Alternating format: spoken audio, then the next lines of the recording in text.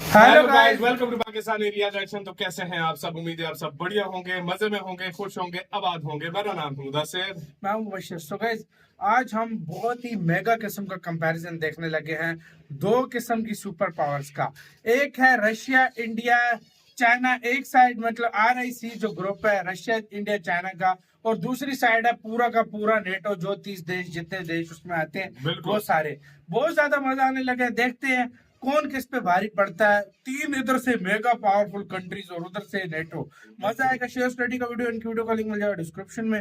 Count करते हैं, और ये वाली चीज फ्यूचर में होती हुई भी नजर आ रही है, जिस तरह रशिया, चाइना, इंडिया करीब आ रहे हैं। तो काउंट करते हैं, स्टार्ट। दोस्तों, इस समय रशिया पर यूक्रेन के साथ युद्ध करने के चलते कई प्रकार के सैंक्शंस लगे हुए हैं, लेकिन दुनिया भर के सैंक्शंस के बावजूद भारत और चीन ने रशिया के साथ अपने व्यापारिक संबंधों को बनाए रखा है, और इसी के दम पर रशियन इकोनॉमी अभी तक काफी हद तक संभली हुई है।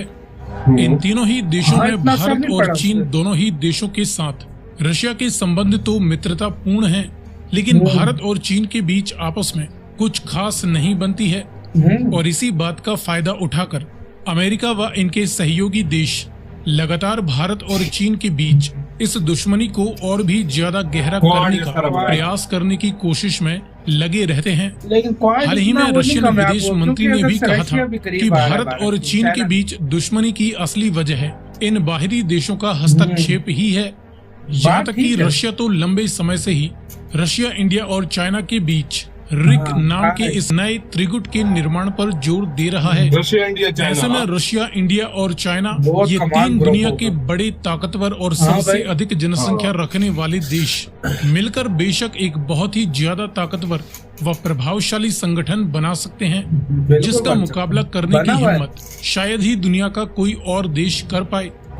लेकिन अमेरिका, जो कि अकेला ही दुनिया में सबसे ज्यादा हथियार व बेहतरीन तकनीक रखता है, उसने पहले से ही यूरोप के लगभग सभी ताकतवर देशों को अपने साथ मिलाकर नेटो जैसे दुनिया के सबसे बड़े मिलिट्री अलायंस का निर्माण कर रखा है। और नेटो का प्राइमरी दुश्मन इस समय रशिया तो है ही, साथ ही वर्ल्ड सुपर पावर बनने की रेस में अमेरिका की बादशाहत को टक्कर देने वाली पीपल्स रिपब्लिक ऑफ चाइना के खिलाफ भी नेटो के सबसे प्रमुख देशों ने इंडो पैसिफिक में भी हस्तक्षेप करना शुरू कर दिया है।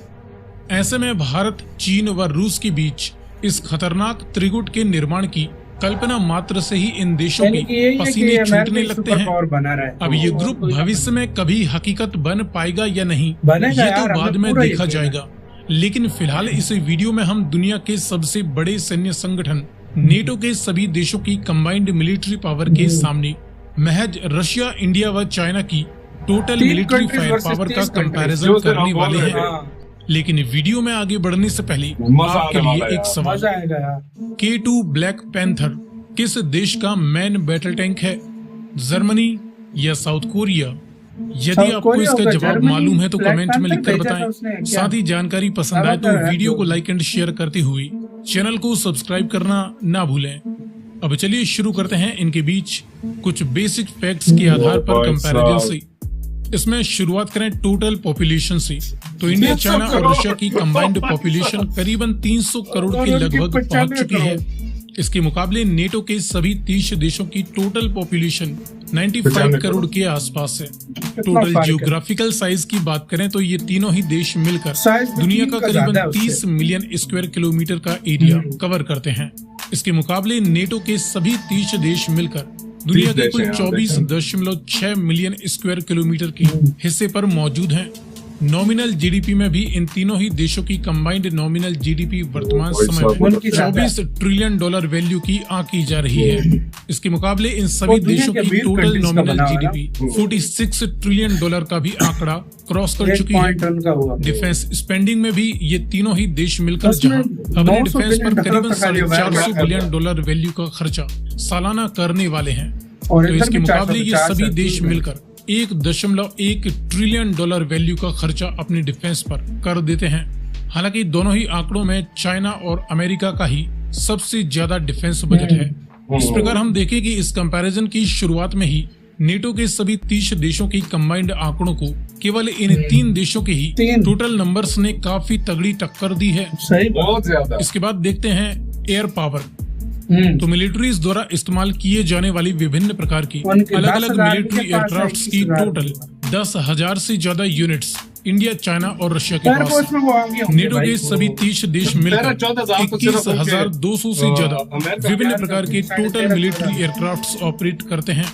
हालांकि यहाँ पर ये बात गौर करने वाली है कि अकेला नहीं अमेरिका देखना ही पड़ेगा। इन तीनों ही देशों से ज्यादा लगभग 13,000 से भी ज्यादा मिलिट्री देखो ना। एयरक्राफ्ट्स ऑपरेट करता है। फाइटर इंटरसेप्टर्स जैसी मल्टी रोल जेट्स की 3100 से ज्यादा यूनिट्स इन 3100 तीनों ही कैसे देशों के टक्कर पास दी है हैं। यार। नेटो के पास 3500 से ज्यादा मल्टी रोल एयरक्राफ्ट्स अवेलेबल हैं। डेडिकेटेड ग्राउंड अटैक्स के बराबर लिए फैला। बॉम्बर एंड अटैकर एयरक्राफ्ट्स इनके की पास 1300 से ज्यादा यूनिट्स इन चाइना, तीनों ही रशिया। देशों के पास हैं।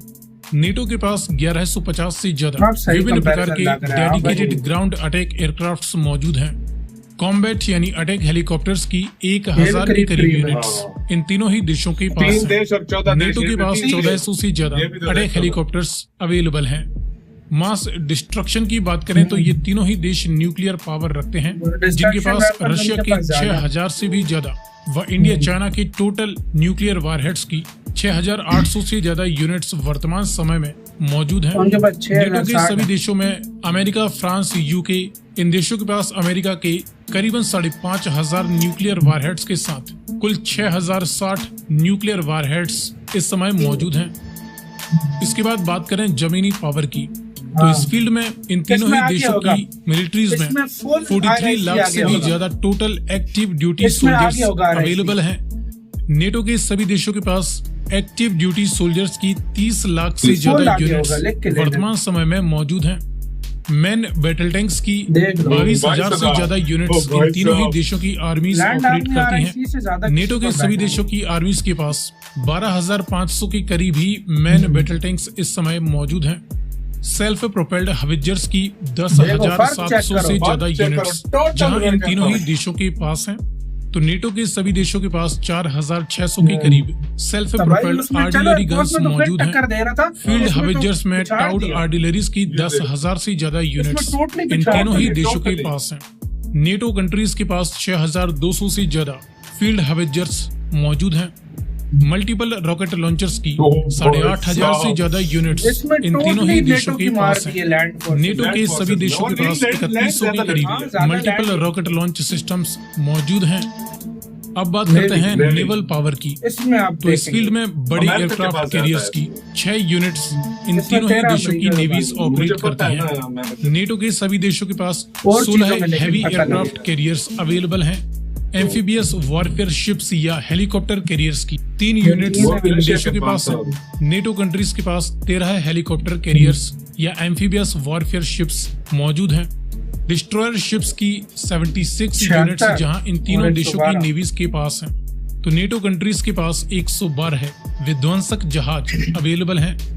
इसके बाद फ्रिगेट शिप्स की 68 यूनिट्स इन तीनों ही देशों की नेवीज ऑपरेट नेवी करती ने टक्कर दी है, हैं। तीन सभी नेटो देशों ने कंट्रीज हाँ। 115 फ्रिगेट्स इस समय ऑपरेट कर रही हैं।